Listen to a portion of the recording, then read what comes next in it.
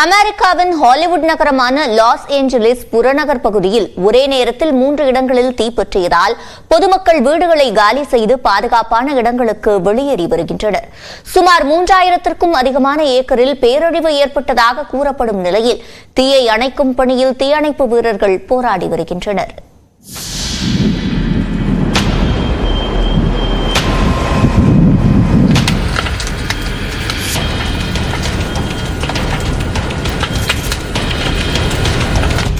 கடலில் சுனாமி ஏற்பட்டால் எப்படி அலைகள் பெருக்கெடுத்து பாயுமோ அதுபோல் மணிக்கு 160 கிலோமீட்டர் வேகத்தில் வீசும் வறண்ட காற்று அமெரிக்காவின் கலிபோர்னியாவில் காட்டுத்தீயை வேகமாக பரப்பி வருகிறது.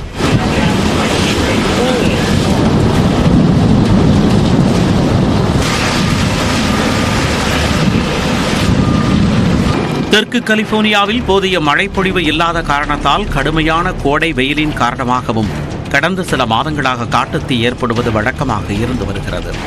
குறிப்பாக ஹாலிவுட் நகரமாம் லாஸ் ஏஞ்சல்ஸில் சராசரியாக பெய்ய வேண்டிய 4.64 இன்ச் மழைக்கு பதிலாக வெறும் 0.16 இன்ச் மழையே பதிவானது. இதனால் வறண்டு போயிருந்த லாஸ் ஏஞ்சல்ஸின் கவுண்டியில் அல்டடேனோ, உட்லேண்ட் மலைப்பகுதி, ஹாலிவுட், பர்பேங்க் விமான நிலையம் ஆகிய 3 இடங்களில் ஒரே நேரத்தில் காட்டுத்தீ பற்றி கொழுந்துவிட்டு எரிந்து வருகிறது.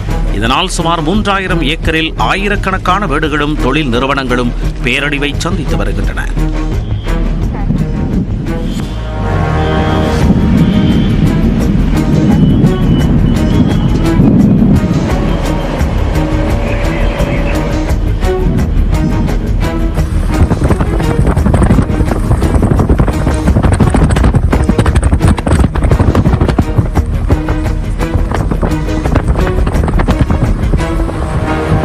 பசடேனா, அல்டடேனா உட்பட சான் கேப்ரியல் பள்ளத்தாக்கை சுற்றியுள்ள 4 லட்சம் பேர் மின் இணைப்புகளை இழந்த நிலையில் 30,000த்திற்கு மேற்பட்ட மக்கள் வீட்டை விட்டு பாதுகாப்பான இடங்களுக்கு வெளியேறினர். இழப்பு குறித்து இதுவரை சரியான தகவல் தெரியாத நிலையில் இந்திய மதிப்பில் சுமார் 343 கோடி ரூபாய் சேதத்தை ஏற்படுத்திய 2011ஆம் ஆண்டு காட்டுத்தீயை விட இந்த காட்டுத்தீ மோசமானது என ஆய்வாளர்கள் கணித்துள்ளனர்.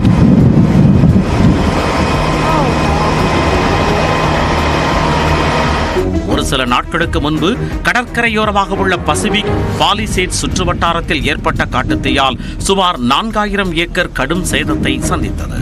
அப்பகுதியையே புகை மண்டலமாக காட்சி அளித்தது.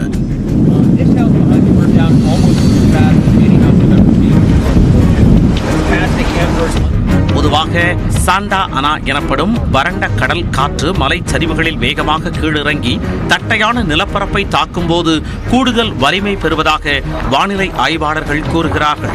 மிக குறுகிய காலமே வீசினாலும் அதிக வேகம் கொண்ட இந்த காற்றினால் தான் காட்டுத்தீ வீரியத்துடன் பரவுவதாக ஆய்வாளர்கள் கூறுகிறார்கள்.